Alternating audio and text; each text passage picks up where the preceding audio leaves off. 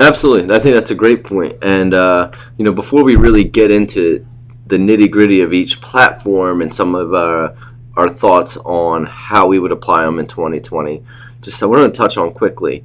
To me, a blog seems like an inherent part of a social media strategy. You really need it to be kind of one with your social media. And I often think of it outside just the content creation, that there has to be a tie-in between what you're doing with your blog and what you're doing with your social channels.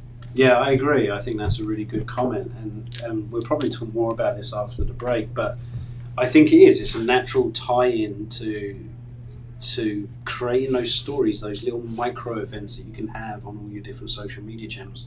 So if you don't have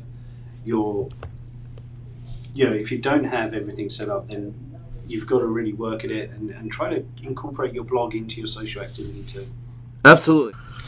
Alrighty, so before the break we were talking about the pros and cons of it. We mentioned the incongruity of what's online, good versus bad, and everything in between. So I think we touched on a lot of good points in that first part. Let's get into some of these channels specifically, and let's talk about really, as we look at Facebook with the changes that are happening in Instagram and other channels, what can we look for in 2020? I think this is going to be absolutely. Really I'm looking forward to it. I have to say, so we were kind of discussing blogs before the break, and I know it's not technically a social media platform, but maybe we just throw a few tips for using your blog and social media strategy as one. And one I can think of off the top of my head is, blogs are a great way to focus and help your local SEO. And one thing I did, years ago with a couple businesses I started, that I have also continued to do, that it's like one of those strange SEO things that still have worked over, 10 years. Yeah. And that is write about local events. If you're attending local events, take pictures and kind of interact. So you almost become the social part of the your businesses. Channel. Exactly. Your own social channel.